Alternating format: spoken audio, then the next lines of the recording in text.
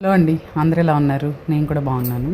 ఈరోజు వీడియో అంటే మా ఇంట్లో రామయ్య సీతమ్మ కళ్యాణం కోసం అన్నీ సర్వం సిద్ధం చేసుకుంటున్నాము. దీనిలో మేజర్ పార్ట్ మా నాన్న మా అమ్మ అనమాట. మా నాన్నకి దాదాపు మా చిన్నప్పటి నుంచి రామయ్య కళ్యాణం చేయడం అంటే రాముల వారికి పూజ చేయడం అన్న ఆయనకి చాలా ఇష్టము. కొంతమంది పల్లెటూరులో ఏదో వాళ్ళకి కావాలని చేసుకుంటున్నారు అది ఇది అని అనుకుంటారు. అయినా మా నాన్న మన మంచి కోసం మనం చేసుకుంటున్నాము. నేను వ్యవసాయదారుడిని, నాకు భూమి లేదు, కౌలు పొలం చేసుకుని మిమ్మల్ని చదివించాను. దానివల్ల నా నలుగురు పిల్లలకు ఉద్యోగాలు ఉన్నాయి. నాకు రామయ్య తండ్రి మంచి చేశాడు కాబట్టి మన మంచి కోసం మనం చేసుకున్నామని అంటుంటారు మా నాన్న.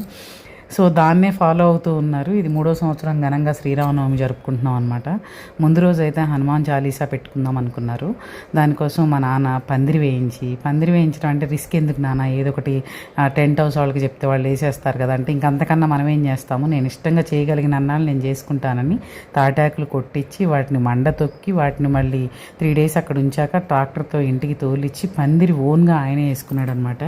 అది దాదాపు 1 day పట్టింది ఆయనకి పందిరి వేయడానికి. ఈ ప్రొసీజర్ అంతా తాటాకులు కొట్టించడం, మంచి రోజు చూసి పందిరి వేయడం, ఇవన్నీ కలిపి 1 week అయితే ఆయనకి పట్టింది. మళ్ళీ వాటికి తోరణాలు నిండుగా కట్టుకోవటం, ఇవన్నీ ఆయనకి ఇష్టమైన పనులు అనమాట. తర్వాత రోజైతే హనుమాన్ చాలీసా పెట్టుకున్నాము. హనుమాన్ చాలీసాకి కూడా అన్నీ సర్వం సిద్ధమవుతున్నాయి. మొత్తం హనుమాన్ చాలీసాకి సంబంధించిన మెటీరియల్ అంతా తెచ్చేసుకోవాలి మనము. వాళ్ళే పూజ అన్నీ చేయిస్తారనమాట. చాలా బాగా చేశారు. దీనిలో వాళ్ళకి ఎటువంటి పైసా తీసుకోకుండా, ఛార్జ్ తీసుకోకుండా చేస్తారు వాళ్ళు. ఓన్లీ మనం వాళ్ళకి దారి ఖర్చులు, భోజనము, టిఫిన్, కొన్ని మైక్ సెట్టు, డోలు వాళ్ళకి పే చేసుకోవాలి. మిగతాదంతా వాళ్ళు దేవుని సేవ చేస్తున్నారనమాట. అది గొప్ప విషయం. ఇవాళ ఒకళ్ళ కోసం ఒక 1/2 hour టైం కేటాయించడమే గొప్ప. వాళ్ళు 3 గంటలకు లేచి వచ్చి చేస్తున్నారనమాట.